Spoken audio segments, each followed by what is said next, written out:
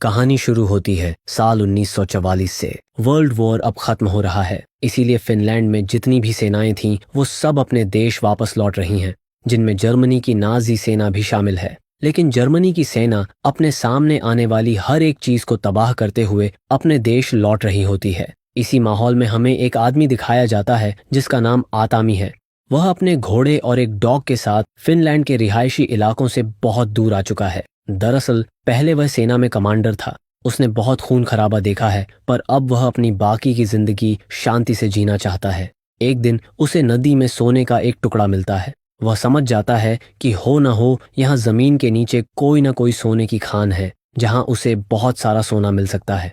वह कई दिनों तक गड्ढा खोदता रहता है और एक दिन उसे वो जगह मिल जाती है जहाँ बहुत सारा सोना होता है। उसकी आंखों में आंसू आ जाते हैं, क्योंकि इतने सारे सोने से अब वह पूरी जिंदगी ऐश और आराम से जी सकता है। आतामी वहां से सारा सोना निकालकर अपने घोड़े पर लाद कर उस जगह से निकल जाता है। रास्ते में उसे सेना की एक टुकड़ी दिखती है जो कि जर्मनी की होती है, और इनका जो जनरल है उसका नाम ब्रूनो है। ब्रूनो आतामी को देखता है, लेकिन आतामी निडर है। वो उनकी सेना की टुकड़ी के सामने से सीधे आगे बढ़ जाता है। तभी ब्रूनो का एक सिपाही उसे गोली मारना चाहता है, पर ब्रूनो मना कर देता है। वह कहता है कि आगे भी हमारी टुकड़ी है, वह अपनी मौत की तरफ जा रहा है। दरअसल ब्रूनो और उसके सोल्जर्स ने बहुत सारी फिनलैंड की औरतों को भी बंदी बनाकर अपनी गाड़ी में रखा होता है। वे उनके साथ गलत काम करते हैं। अब आतामी वहां से आगे निकल जाता है। तभी वह देखता है कि उसके सामने एक ट्रक है जिसमें जर्मनी के कुछ सोल्जर्स हैं। वे आतामी से कहते हैं, घोड़े से नीचे उतरो। आतामी घोड़े से नीचे उतर जाता है, जिसके बाद वो उसके बैग्स को चेक करते हैं। उन्हें वहां पर सोना मिलता है। आतामी समझ जाता है कि अब ये उसे मारकर उसका सोना छीन लेंगे। आतामी अपने डॉग को भाग जाने के लिए कहता है। उसका डॉग वहां से भाग जाता है। हालांकि सोल्जर्स उस पर गोलियां चलाते हैं, लेकिन वो डॉग बच जाता है। अब वो आतामी को मारना चाहते हैं, लेकिन आतामी एक एक करके सबको मार देता है।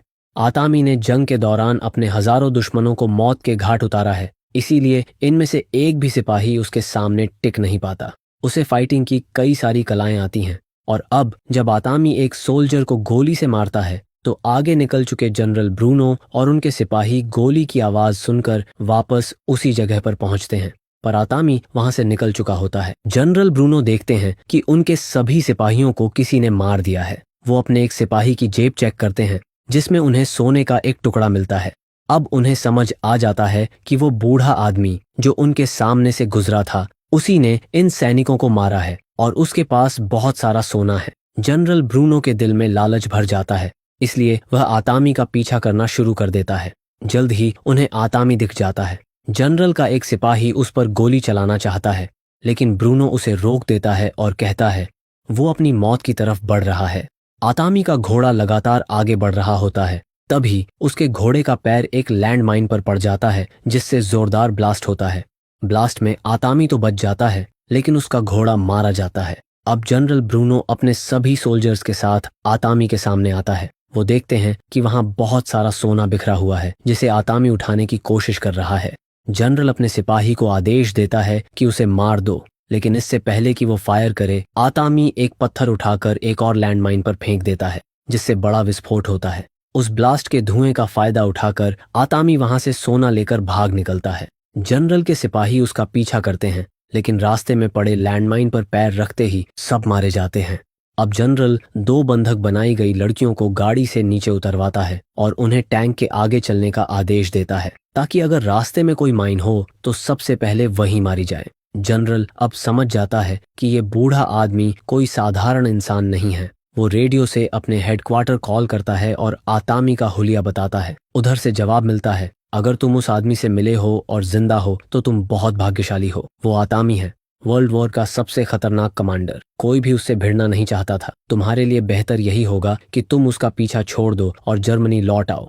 लेकिन जनरल ब्रूनो लालच में अंधा हो चुका होता है। उसे सिर्फ सोना चाहिए। वह आतामी को मारकर उसका सारा सोना हथियाना चाहता है, इसलिए वह एक बार फिर उसका पीछा करना शुरू कर देता है।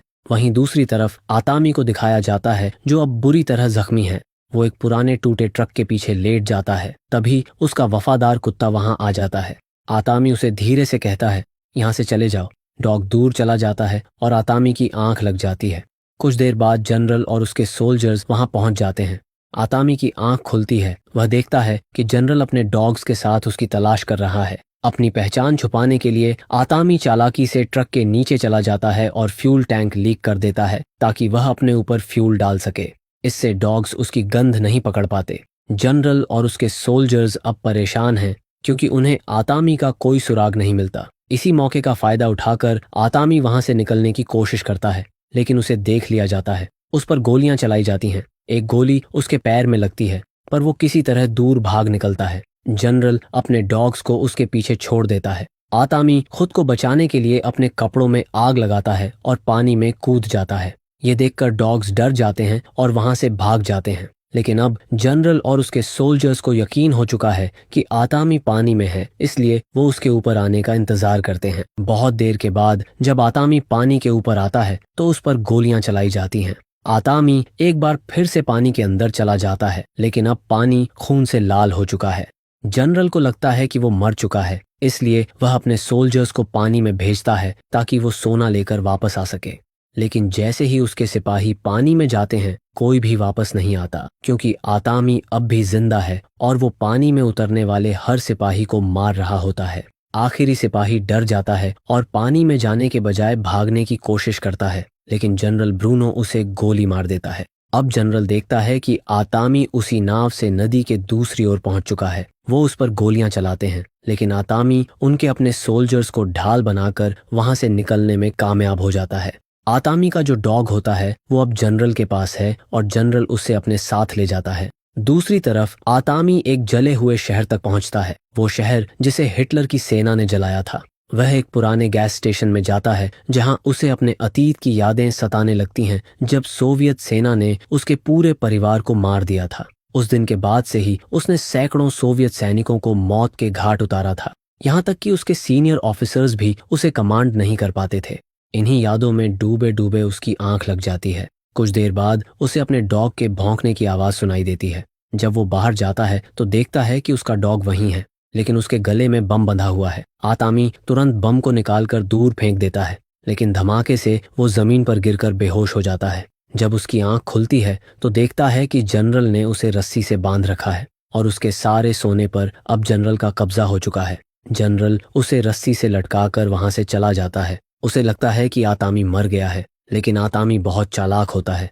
उसने अपने पैर को एक कील पर टिकाकर रखा होता है, जिससे उसका दम नहीं घुटता और उसकी जान बच जाती है। पर उसके हाथ बंधे होते हैं, इसलिए वह रस्सी से नीचे नहीं उतर पाता। उसका वफादार डॉग पास में बैठा उसे देखता रहता है। पूरी रात गुजर जाती है और आतामी अब भी लटका हुआ है। उसकी हिम्मत जवाब दे रही होती है। तभी आसमान में एक प्लेन आता है। उस प्लेन की वाइब्रेशन और हवा से रस्सी टूट जाती है और आतामी नीचे गिर जाता है।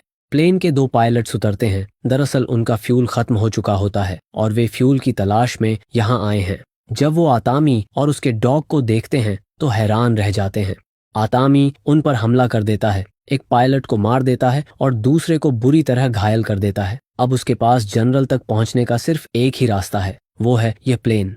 हालांकि उसे प्लेन उड़ाना नहीं आता, लेकिन वह घायल पायलट को साथ लेकर उड़ान भर देता है। अपने डॉग को वह इसी जगह पर छोड़ देता है। उधर जनरल ब्रूनो और उसकी टुकड़ी लगातार आगे बढ़ रहे होते हैं। रास्ते में उन्हें एक क्रैश हुआ प्लेन दिखता है। जब वे अंदर जाकर देखते हैं तो पता चलता है कि पायलट मरा हुआ है और उसके पास जो रस्सी है वही रस्सी है जिससे उन्होंने आतामी को पहले लटकाया था। अब जनरल को पूरा यकीन हो जाता है कि आतामी जिंदा है और वो समझ जाता है कि ये आदमी कितना खतरनाक है। इसी डर के चलते वह जल्द से जल्द यहाँ से निकल जाना चाहता है। वहीं अब उस ट्रक को दिखाया जाता है जिसके अंदर सभी औरतों को बंदी बनाकर रखा गया है। इनमें से एनो नाम की एक महिला होती है, जिसे जब पता चलता है कि आतामी यहाँ पहुंच चुका है तो वह बहुत खुश हो जाती है, क्योंकि आतामी अपने दुश्मनों को कभी जिंदा नहीं छोड़ता। अब आतामी ट्रक के अंदर आता है और वहां मौजूद सभी जर्मन सोल्जर्स को मार देता है।